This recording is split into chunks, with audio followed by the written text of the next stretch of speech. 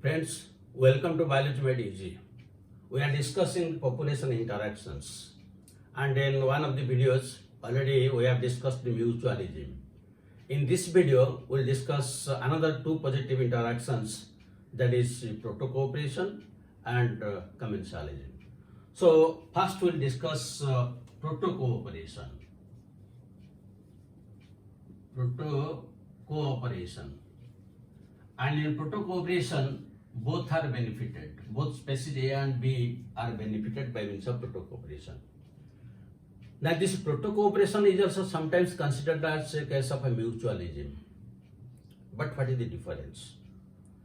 In case of mutualism, the relationship is obligatory.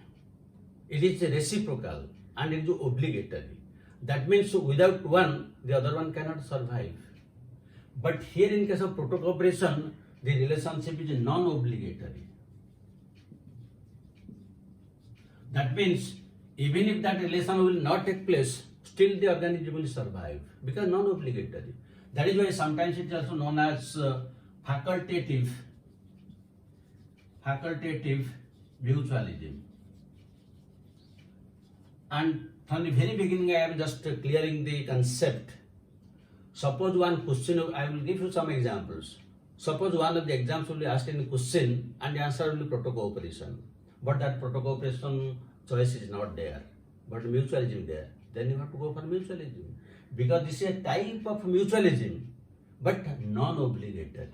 That is obligatory. That is why it is known as facultative mutualism. This is very important, otherwise you will be confused.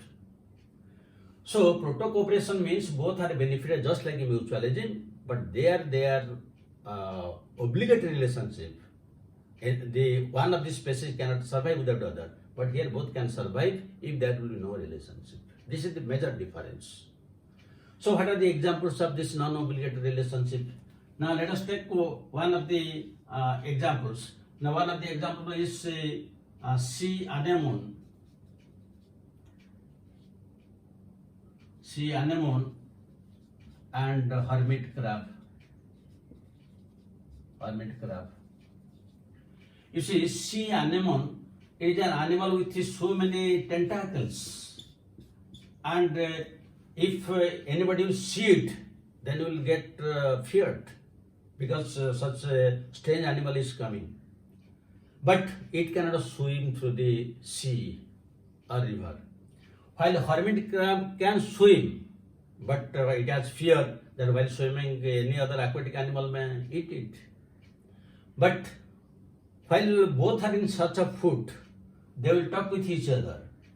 The sea animal will tell that the other animals will fear me, but I cannot swim. But you can swim, so I will sit on your back, and both will swim together. So they will swim through the sea, and when they reach the other coast, now both are separated. So this is non-obligatory relationship. Now let us take the second example. The second example, we can take the case of crocodile with crocodile bat. Crocodile bat, or it is sometimes also known as plover bat. Sometimes you might have marked the crocodiles are basking in the sun with their mouth open. What do you think? Do you think that they are taking a rest? No. Because the crocodiles are aquatic, the leeches enter into their mouth and they suck blood. That is why they get pain, because the leeches are sucking blood from it.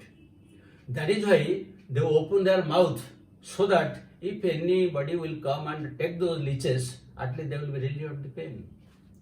The same thing happens.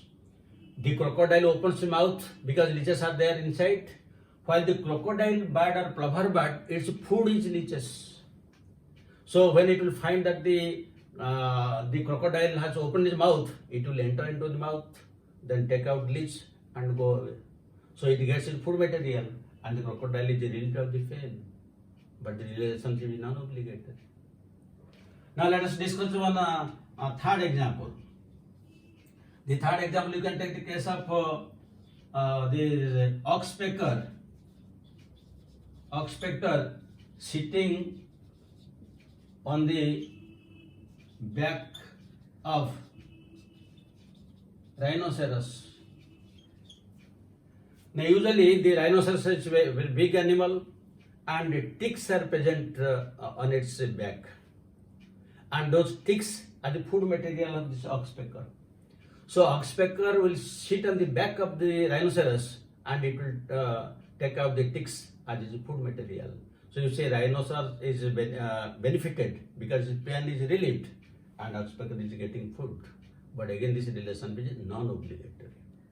But it is also coming under mutualism, but since it is non-obligatory, you can put it under proto cooperation. So this is what is known as proto cooperation. It is a type of mutualism where both are benefited, but facultative or it is non-obligatory. Then let us study the third one. The third one is commensalism. In commensalism, one is benefited, but the other is unaffected. Commensalism, that means here the relationship is plus and zero. The one which is benefited is known as commensal, and one which is unaffected is known as host. So in this type of relationship, you see one is benefited, the other is not harmed, but the other is unaffected. So plus and zero. This is a relationship as you can tell they are guest mates, or you might have heard about the word PG. PG means not postgraduate, paying guest. Paying guest. That means suppose you have taken a room for a rent, and you will ask the house owner, please supply some food to me also, and you will pay for it, paying guest. So this relationship is almost same. So here the person who is paying for food materials is commensal, but the host who is providing it is plus minus, not getting benefit, only you are getting benefit. So this type of relationship is known as commensalism. So what are the examples of this commensalism? Now one example we can give, the very common example, epiphytes on any tree, but let's take one mango tree. You might have marked that in mango tree or some other trees like this, some epiphyte plants are there. It is attached to the plant body and the roots are in hanging condition. It just sticks to the stem of the plant body. But why we are calling it as commensalism? Here the epiphytes are taking benefit because it is taking shelter on the stem of the mango tree. But is it paying any rent for it? No. That means the mango tree is not getting any benefit, zero, unaffected. But the epiphyte is getting a benefit. This is commensalism. Let us take one second example. The second example, we can take the case of the barnacle on back of whale. So here again you see the barnacle on the back of whale. The whale can swim very fast, and barnacle sits on its back for transfer from one place to another place. That means here the barnacle is getting benefit, but the whale is unaffected. Let us take the third example. Third example, we can take cattle egret and grazing cattle. Now usually when the cattle graze from the grasses and bushes, they stir up the bush so that the entire plant is just shaked up. And the insects which are on the back side of the leaves, they just come out in large numbers. And this cattle egret, its food material is those insects.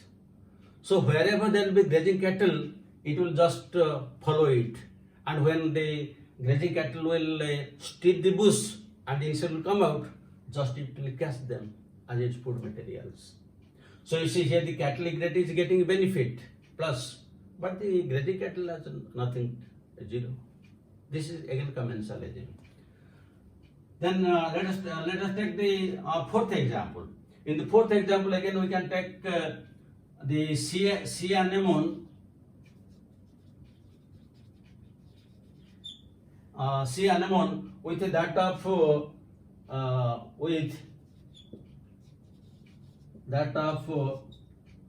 the clownfish. Again, the clownfish, it fears of other aquatic animals. But again, as I have told you that sea anemone, it has tentacles, and anybody will see it will fear, it may attack. So the clownfish always follows sea anemone. It is going ahead, it is following it. So it is protected, it gets protection. So here again the clownfish gets benefit, but not the sea anemone. The fifth case is suckerfish attached to dorsal fin of shark. Now this when the shark swims in the sea, the suckerfish will attach to its dorsal fins, and when the shark is swimming, then along with his speed, this also moves. You might have felt such examples. Suppose two of you will meet in a place, and one has gone with a bicycle, the other has gone with a motorcycle, and both are meeting after a long time, and you want to talk for some time. So what happens? The motorcyclist will start motorcycle, and the cycle person, they will just hold the one of the backside or something, and both will go. So here this cyclist is getting benefit while the motorcyclist dies. The same case happens here. Here the shark is running, but the suckerfish, which cannot move so fast, just it is attached to the dorsal fin and it moves. Similarly, we can take the case of the pilot fish known as Romero, which accompanies shark. When shark is swimming, some food materials are left behind, and this pilot fish or Romero, it will take those food materials, the remnants of the food materials coming out of the shark mouth. So it is also getting benefit. Then similarly, among the other examples,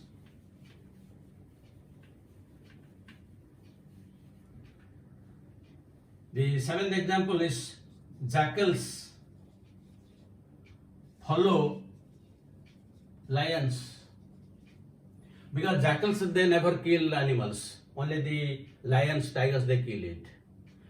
And so when the lions are taking some food materials will be falling on the back, and the jackals will take that food.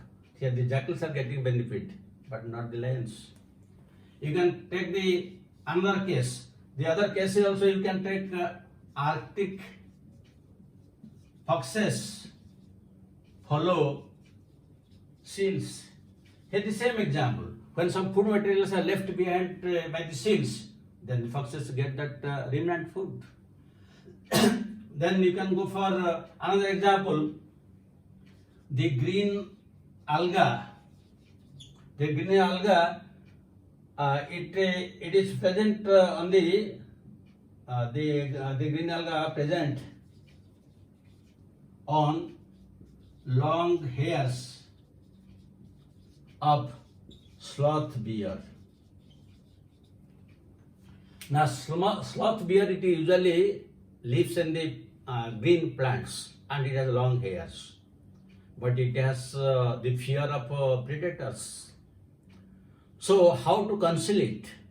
So in its long hairs, the green alga develops. So the entire sloth bear looks like it looks green. So when it is present in the tree, it resembles the tree. The tree is green and itself is green. So it is protected from the predators. So you see here the sloth bear is getting benefit, but not the green alga. So these are the different cases of commensalism. Then what are the probable questions? Questions only from these examples.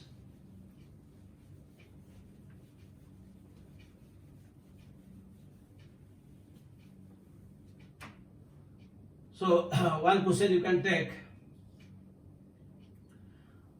the interaction between barnacle and fuel is A choice. A choice competition, B choice parasitism, C choice mutualism, and D choice commensalism. This one question. Second question you can take the relation between sea anemone and hermit crab is A choice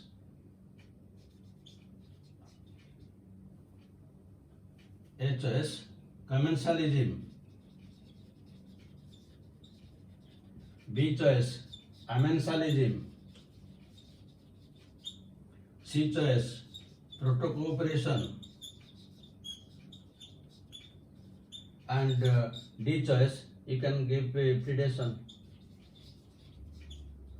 So these are the type of questions they are usually asked in the examinations, and after going through the video you will be able to answer all the questions. That is my hope. So again we will meet in the next video, and let us take a drink, and then again we will meet. Thank you very much for watching it.